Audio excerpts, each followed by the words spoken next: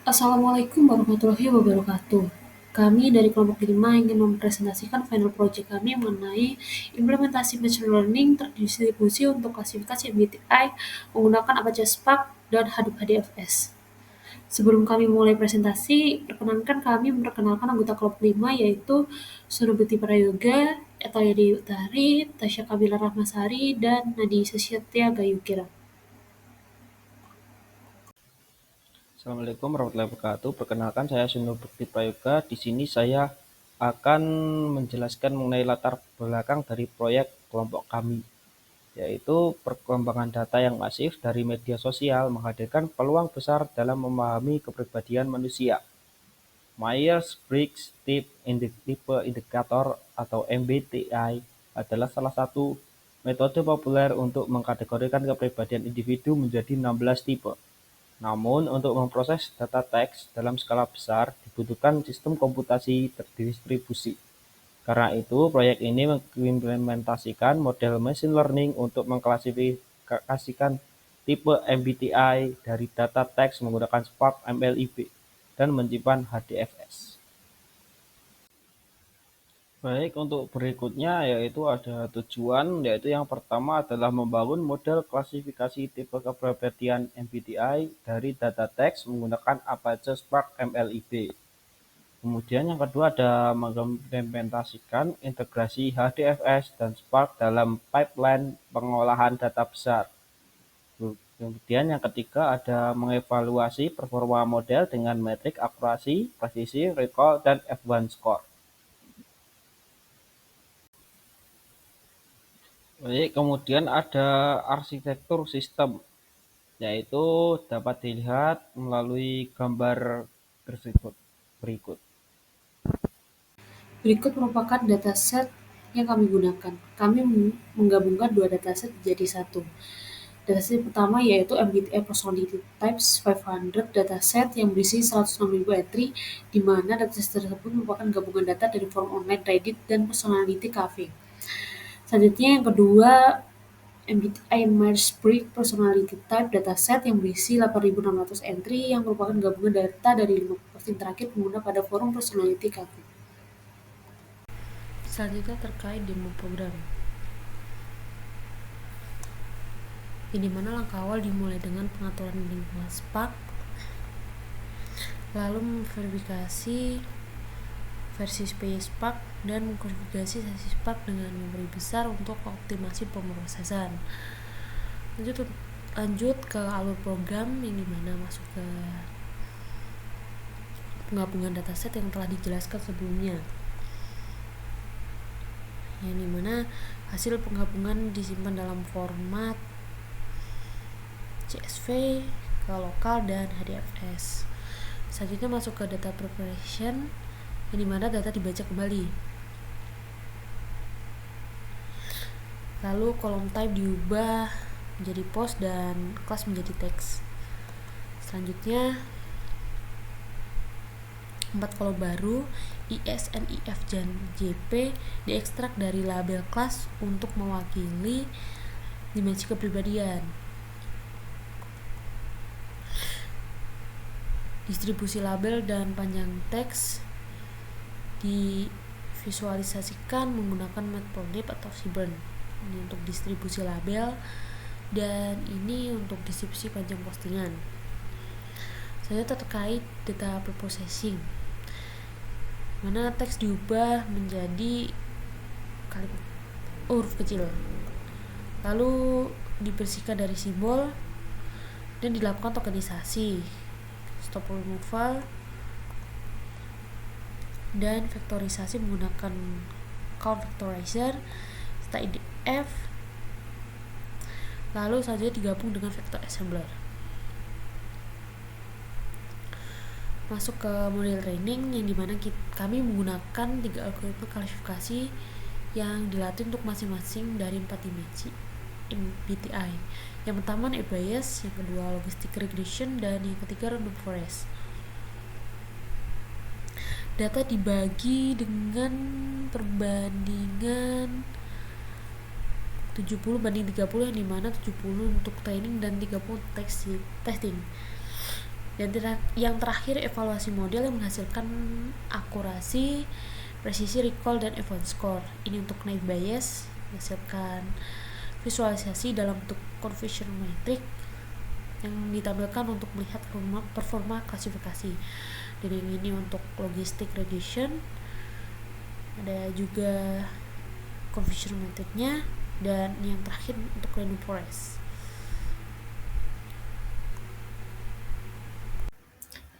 Visualisasi confusion matrix, naive Bayes, logistic regression, dan random forest. Nah, yang pertama, pada model naive Bayes, dari total seluruh klasifikasi untuk semua dimensi MBTI, terdapat 11.324 contoh dari kelas pertama, yaitu I, S, T, atau J, yang berhasil diklasifikasikan dengan benar sebagai kelas pertama. Kemudian ada 4.351 contoh dari kelas kedua, yaitu E, N, F, P, yang juga berhasil diklasifikasikan dengan benar sebagai kelas kedua. Namun, terdapat 4.903 contoh dari kelas pertama yang diklasifikasikan secara keliru sebagai kelas kedua, dan juga 2.246 contoh dari kelas kedua yang diklasifikasikan secara keliru sebagai kelas pertama. Nah, secara umum, model ini cukup baik dalam menangani kedua kelas. Tetapi jumlah kesalahan baik false positif maupun false negatif masih signifikan. Kemudian yang kedua, confusion matrix logistic regression. Pada model logistic regression, dari semua contoh dari keempat dimensi MBTI, terdapat 12.596 contoh dari kelas pertama, yaitu ISTJ, yang diklasifikasikan dengan benar sebagai kelas pertama, dan juga ada 4.943 contoh dari kelas kedua, INF atau P, yang juga diklasifikasikan dengan benar sebagai kelas kedua. Sedangkan ada 3.631 contoh dari kelas pertama yang diklasifikasikan dengan salah sebagai kelas kedua, dan juga 1.654 contoh dari kelas kedua yang diklasifikasikan sebagai kelas pertama.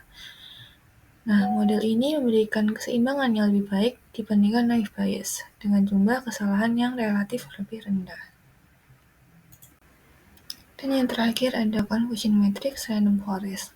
Nah, pada model ini, dari total klasifikasi semua dimensi MBTI, terdapat 16.153 contoh dari kelas pertama yang diklasifikasikan dengan benar. Model ini sangat efektif dalam mengidentifikasi contoh dari kelas pertama. Namun, terdapat 6.192 contoh dari kelas kedua yang diklasifikasikan sebagai kelas pertama, dan hanya 405 contoh dari kelas kedua yang diklasifikasikan sebagai kelas kedua yang benar. Jumlah kesalahan untuk contoh dari kelas kedua sangat signifikan, mengindikasikan bahwa model ini belum dapat menangani contoh dari kelas kedua dengan baik. Meskipun tingkat kesalahan untuk contoh dari kelas pertama sangat kecil, hanya 74 false positif. Kemudian mengenai bab hasil di sini nantinya akan membahas tentang metrik evaluasi yang dibagi menjadi 4 dimensi. Yang pertama ada dimensi IE untuk introvert extrovert, kemudian ada dimensi SN untuk sensing dan intuitif, dimensi TF untuk thinking dan feeling, dan terakhir ada dimensi JP untuk judging dan perceiving. Yang pertama akan dimulai dari dimensi IE. Untuk akurasi sendiri, yang memperoleh nilai paling tinggi di sini adalah algoritma random forest. Kemudian untuk presisi yang memiliki nilai paling tinggi adalah algoritma logistic regression dan random forest. Kemudian untuk recall yang memiliki nilai tertinggi adalah logistic regression, dan untuk F1 score-nya yang memiliki nilai tertinggi adalah naive Bayes. Kemudian untuk dimensi SN, algoritma atau model yang memiliki akurasi paling tinggi adalah logistic regression, kemudian untuk presisi yang paling tinggi ada di logistic regression dan random forest, kemudian untuk recall yang paling tinggi ada di logistic regression, dan terakhir untuk F1 score yang paling tinggi terdapat di naive Bayes.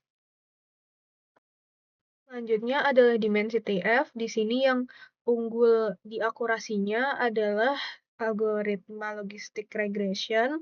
Kemudian yang unggul pada presisi adalah logistic regression dan random forest.